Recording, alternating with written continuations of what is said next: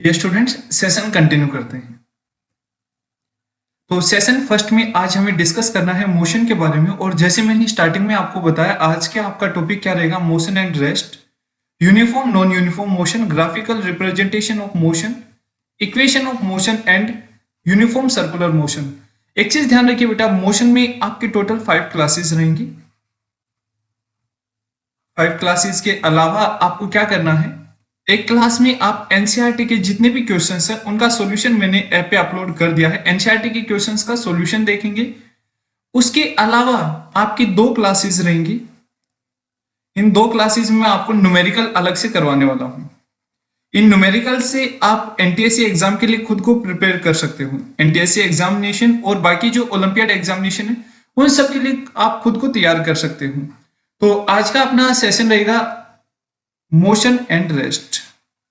इसी तरीके से आपका दूसरा session uniform non uniform motion, तीसरा ग्राफिकल रिप्रेजेंटेशन ऑफ मोशन, चौथा इक्वेशन ऑफ मोशन और पांचवा यूनिफॉर्म सर्कुलर मोशन। चलिए मैं स्टार्ट करता हूं सेशन। सबसे पहले आपसे कहा गया है मोशन। एक चीज ध्यान रखिए बेटा, मोशन और रेस्ट दो ऐसी सिचुएशन है जो कभी भी एब्सोल्यूट नहीं होती, ये हमेशा रिलेटिव होती हैं। कैसे? पहले एक कंसेप्ट समझिए आप। मान लीजिए कि ये एक ट्री है और इसे आपने एक स्टार्टिंग पॉइंट माना है, रेफरेंस पॉइंट माना है, इनिशियल पॉइंट माना है, और यहां पे है आप इस ट्री के साथ में। मान लीजिए कोई भी एक फासला मान लीजिए आप। अब ट्री अपनी जगह फिक्स है, लेकिन समय के साथ साथ आपकी पोजीशन चेंज हो रही है। With respect to T, time के साथ साथ आपकी पोजीशन चेंज हो रही है और कुछ समय बाद आप यहां पहुंच गए। तो the change in position, the change in position with respect to, the change in position with respect to, WRT का मतलब होता है बेटा with respect to, किसके रिस्पेक्ट में? with respect to time from a fixed point। अब बेटा science की टर्म में इस पॉइंट को क्या नाम दिया जाता है? Frame of reference, frame of reference. और ये होगा आपका इनिशियल फ्रेम ऑफ रेफरेंस जिसके रिस्पेक्ट में आप मूव कर रहे हो। The change in position with respect to time from a fix point which defines the motion state of, the motion state of object। जैसे जैसे आपने देखा बेटा कि ये एक इनिशियल पॉइंट है, वो रेफरेंस पॉइंट है, और यहाँ पे कोई एक पर्सन ए है, यहां से चलना शुरू करेगा, इधर जा रहा है, और मान लीजिए कि पहले 5 सेकंड के बाद ये यहां पहुंचा है, यहां से यहां पहुंच गया। उसके बाद अगले 5 सेकंड के बाद ये यहां से यहां पहुंच गया, अगले 5 सेकंड के बाद यहां से यहां पहुंच गया। तो अब आपको पता बेटा टाइम के साथ ये आगे बढ़ रहा है, टाइम के साथ इसकी पोजीशन चेंज हो रही है। जैसे पहले पोजीशन, ये फर्स्ट पोजीशन मान लीजिए, फिर ये सेकंड पोजीशन, और इसी तरीके से इसकी पोजीशन अगर चेंज होती रहेगी किसी एक फिक्स पॉइंट के रिस्पेक्ट में, हम देख रहे हैं बेटा, तो जैसे जैसे पोजीशन चेंज होती रहेगी वैसे वैसे हम कह सकते हैं कि object is in motion condition, motion state में है। तो एक चीज आपको ध्यान रखना है कि motion is always relative, motion is always relative, always relative. ये किसी ना किसी के रिस्पेक्ट में होगा बेटा, ये आपको ध्यान रखना है। और उसके अलावा आप देखिए यहां से कि यहां से यहां तक पहुंचा, तो ये इसके क्या रहेंगे? ये इसके पॉइंट्स जहां पे ये रुक रहा है, और यहां से यहां तक ये इसने डिस्टेंस ट्रेवल की है, एक्चुअल डिस्टेंस। तो आगे चल के आपका डिस्टेंस, डिस्प्लेसमेंट, वो कंसेप्ट भी आएंगे। फिलहाल के लिए आपने क्या देखा है कि मोशन, तो motion is change in position with respect to time from a fix point, ये होगा आपका मोशन। तो चलिए आगे बढ़ते हैं। रेस्ट, कि if no change in position, no change in position with respect to time, no change in position with respect to time, from a fix position, from a fix position. अब यहां पे भी फिक्स पोजीशन को नाम क्या देंगे, या fix point को नाम क्या देंगे, frame of reference. Frame of reference यानी कि किसके रेफरेंस में हम बात कर रहे हैं, frame of reference is define rest condition of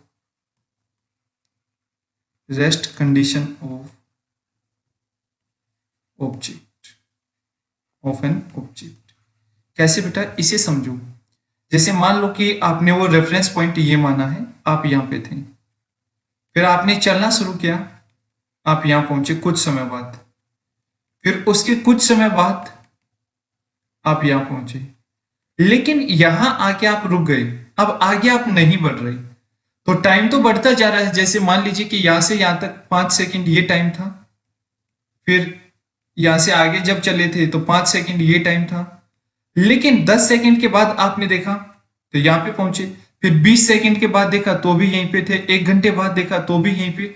अब टाइम के साथ इसकी पोजीशन चेंज नहीं हो रही है, तो टाइम के साथ इसकी पोजीशन चेंज नहीं हो रही है, इट मीन ये किस कंडीशन में है, रेस्ट की कंडीशन में। अब एक चीज और आपको देखना है कि अगर यहां से हमने देखा तो यहां से तो कि अभी यहां से यहां तक तो इसकी पोजीशन चेंज हुई थी, लेकिन इस पॉइंट के रिस्पेक्ट में अगर बात करोगे तो इस पॉइंट के रिस्पेक्ट में तो ये पहले भी यही था, अब भी यही है।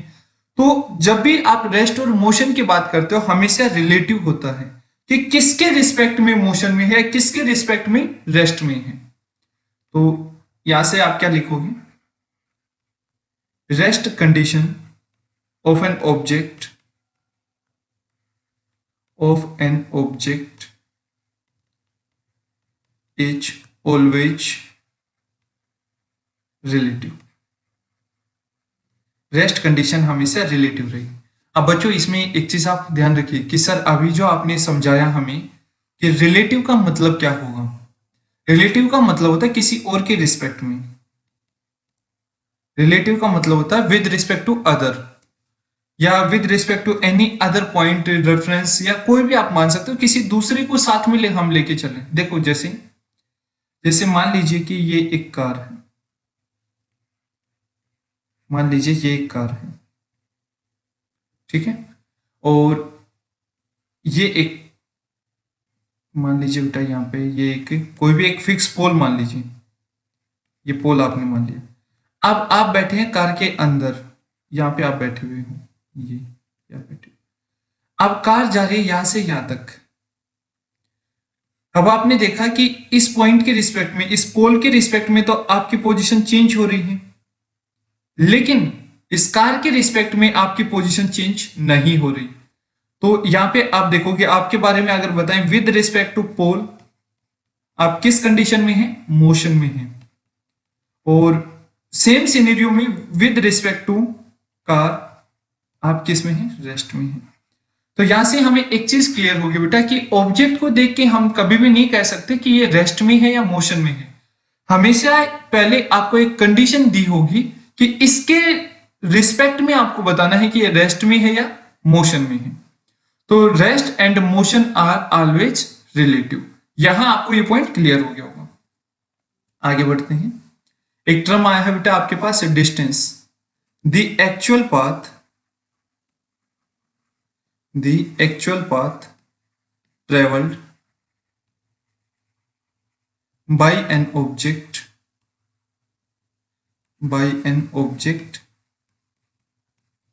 is known as distance,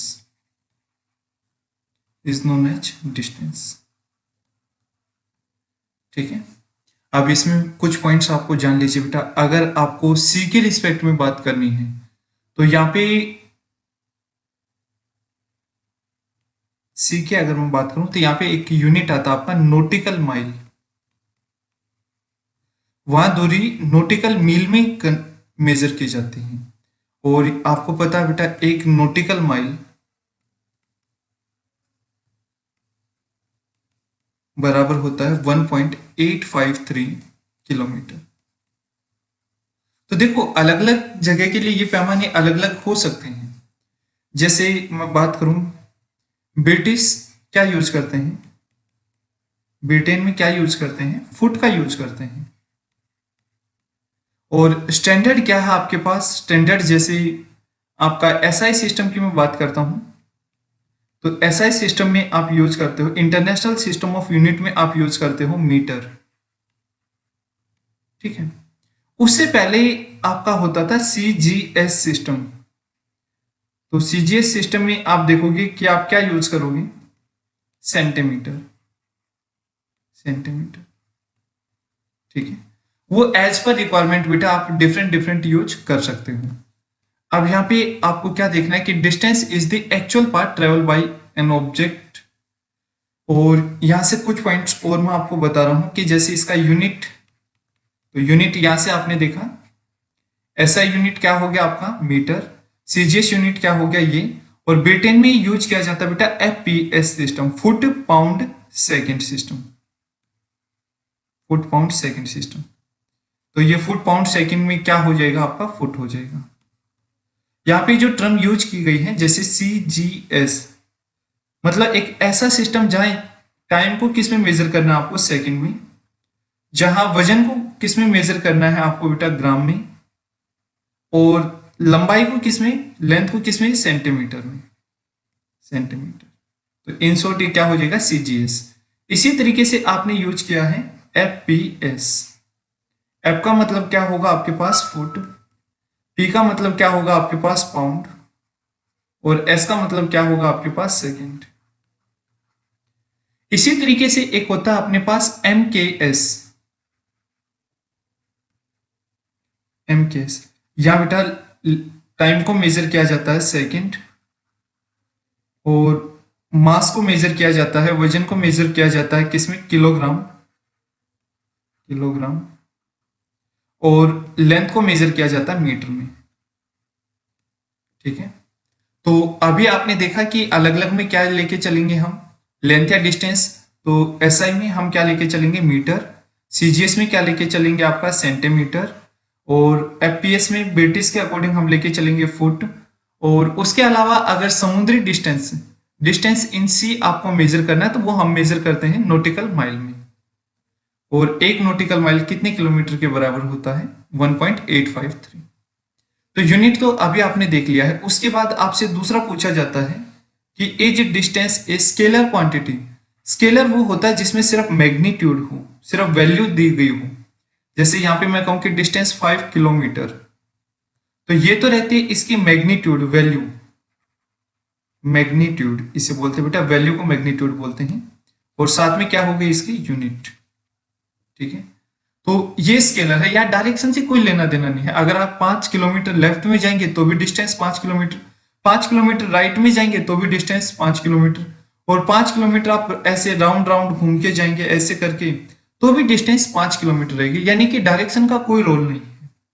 तो डिस्टेंस आपके पास क्या हो गया, स्केलर क्वांटिटी हो गया, इसकी यूनिट्स आपने देख लिए हैं। चलिए बेटा आगे बढ़ते हैं। डिस्प्लेसमेंट क्या होता है, the difference between, the difference between final point and initial point, the difference between final point and initial point, and initial point। ठीक है, मान लीजिए कि आप यहां से चले हैं, आपके लिए ये पोजीशन आपकी इनिशियल पोजीशन है, आईपी से मैं इनिशियल पोजीशन को डिनोट कर रहा हूं, और यहां से आप पहुंच गए हैं यहां पे, ये आपकी फाइनल पोजीशन है। और इनके बीच, इसे मैं एस से डिनोट कर रहा हूं, एक चीज ध्यान रखिए बेटा। तो इनके बीच ये जो पोजीशन आपने देखी है एस, या फिर आप इसे डिनोट कर सकते हो एक्स से, तो ये क्या कहलाएगी, इसकी डिस्प्लेसमेंट, फाइनल पॉइंट और इनिशियल पॉइंट के बीच।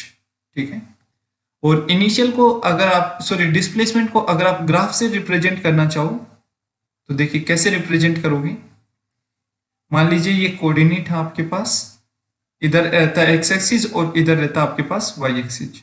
आप एक्स एक्सिस पे डिनोट कर लीजिए 1 यूनिट, 2 यूनिट, 3 यूनिट, 4 यूनिट। और यूनिट को आपने किस में लिया है? किलोमीटर में लिया है। ठीक है, आपने यहां से चलना स्टार्ट किया और आप यहां से चले यहां तक, तो आपका डिस्प्लेसमेंट क्या हो जाएगा बेटा? डिस्प्लेसमेंट, तो फाइनल पोजीशन कितना था? 4 किलोमीटर माइनस इनिशियल पोजीशन कितना है? 1 किलोमीटर, तो डिस्प्लेसमेंट कितना हो गया आपके पास? 3 किलोमीटर। ये तो थी इसके लिए बेसिक। अब इसकी यूनिट यूनिट वही रहेंगे आपके पास जो पीछे आपने देखे हैं। जैसे ऐसा यूनिट आपके पास पीछे क्या था? मीटर। ऐसा यूनिट आपके पास मीटर हो गया। वहीं दूसरा आपने देखा सीजीएस यूनिट, वो आपके पास सेंटीमीटर हो गया। फिर आपने देखा ब्रिटिश एफपीएस यूनिट, तो वो आपका हो गया बेटा। आगे चल के क्या बना अपने पास? मीटर, सेंटीमीटर और फुट। अब यहाँ पे एक चीज देखिए कि यहां से यहां तक चले आप, बिल्कुल सही है। कल को अगर आप यहां से चल के और वापिस यहीं तक आ जाते हो, वापिस यहां आ गया, ठीक है, तो अब फाइनल पॉइंट क्या बनेगा आपके पास? फाइनल पॉइंट ये बनेगा। तो डिस्टेंस तो कितना होगा? अगर ये लेंथ मान के चलो, आप ये वैल्यू थी आपके 10 किलोमीटर और ये वैल्यू यहां से यहां तक मान लीजिए 4 किलोमीटर है, तो इस केस में यहां से आप चले थे और वापस घूम के आप कहां पहुंच गए हैं? वापस घूम के आप यहां पहुंच गए हैं। तो इस केस में देखो आपके पास डिस्टेंस कितना हो जाएगा?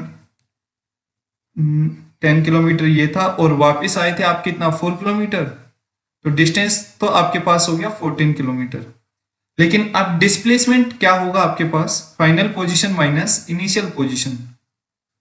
Final minus initial position, final कितना था आपके पास? तो फाइनल देखिए, यहां से ये 4 किलोमीटर है, ये कितना बचा आपके पास? 6 किलोमीटर। तो फाइनल और इनिशियल का डिफरेंस, यहां से यहां तक का डिफरेंस आपका क्या रहेगा? ये रहेगा आपके पास 6 किलोमीटर। अब एक चीज हमें क्लियर हो रही है कि डिस्टेंस और डिस्प्लेसमेंट दोनों एक जैसे नहीं है।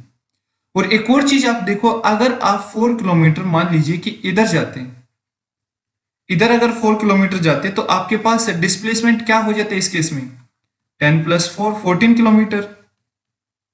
इसका मतलब है कि यहाँ डायरेक्शन का रोल है, तो जहां डायरेक्शन का रोल हो वो क्वांटिटी आपकी वेक्टर क्वांटिटी रहेगी। वो क्वांटिटी आपकी वेक्टर क्वांटिटी रहेगी जहां वैल्यू भी है और डायरेक्शन भी है। ठीक है, अभी आपको एक रिलेशन देखना है कि सारी वैल्यूज में, इधर से आपने देखा अगर एक ही सीधी डायरेक्शन में जा रहे हैं तो डिस्टेंस यहां से यहां तक कितना हो जाएगा? डिस्टेंस भी 10 प्लस 4 14 किलोमीटर हो जाएगा, यहां से अगर सीधा जा रहा है। तो एक केस आपने देखा कि डिस्टेंस या तो बराबर होगा, डिस्टेंस बराबर होगा किसके? डिस्प्लेसमेंट के। एक केस तो आपका ये है, और ये केस कब है? जब रास्ता स्ट्रेट पाथ हो, जब रास्ता आपका एकदम से स्ट्रेट हो, स्ट्रेट पाथ हो, सीधी लाइन में अगर आप चल रहे हैं। अदरवाइज अदरवाइज हमेशा ऐसा होगा कि distance is greater then displacement.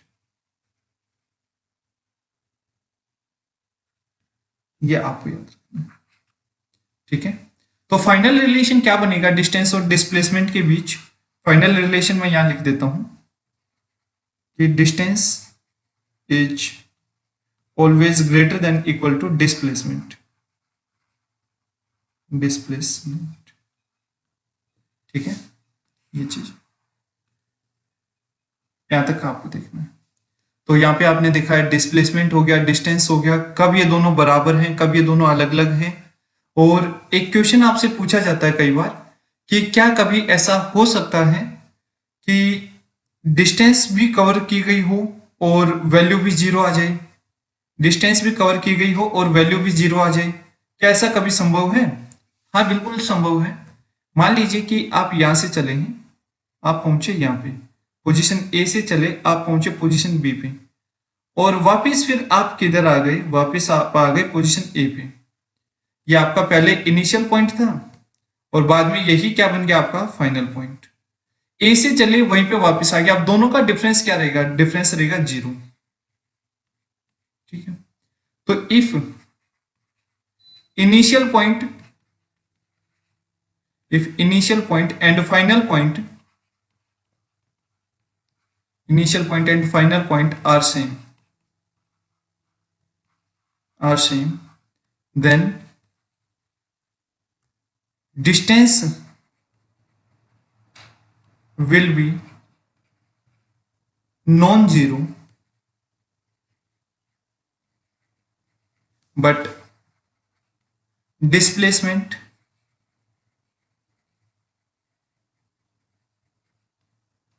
can be zero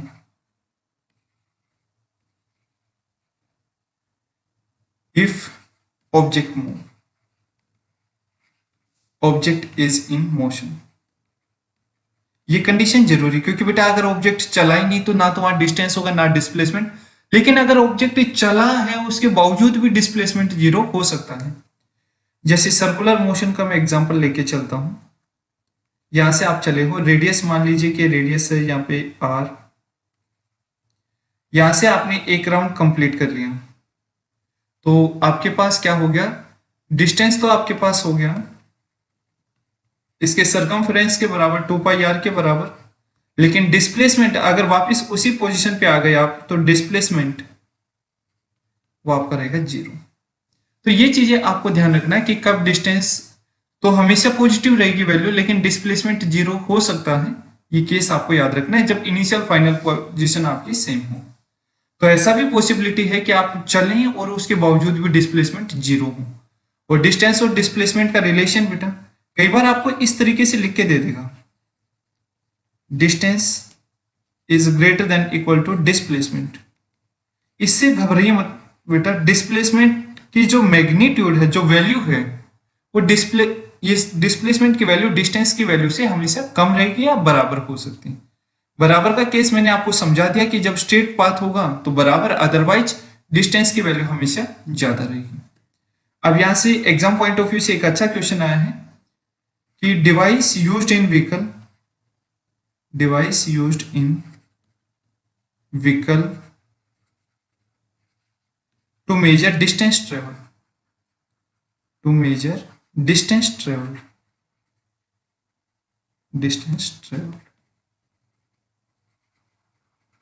तो आंसर क्या होगा इसका, ओडोमीटर। जैसे गाड़ी में आपने मीटर देखा होगा ना, तो यहाँ जो नंबरिंग लिखे रहते हैं 3, 2, 1, 5 इस तरीके से, तो ये क्या रहता है आपका ओडोमीटर, जिससे हम डिस्टेंस ट्रेवल मेजर कर सकते हैं। तो इस सेशन में बेटा इतना ही। उम्मीद करता हूँ ये सारा सेशन आपको पसंद भी आया होगा और आपको समझ भी आया होगा।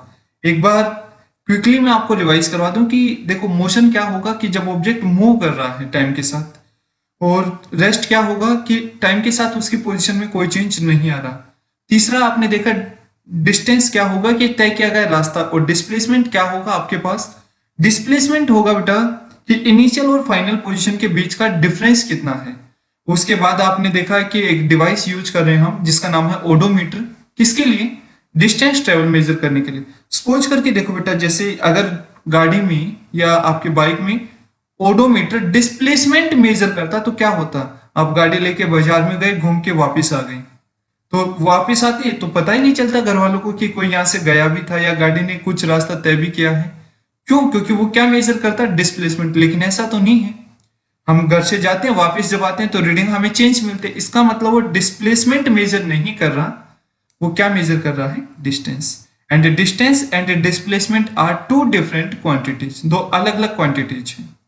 तो उम्मीद करता हूं बेटा ये चीजें आपको पसंद आई होंगी। सेशन सेकंड में हम स्पीड और वेलोसिटी के बारे में चर्चा करेंगे। Thanks for watching.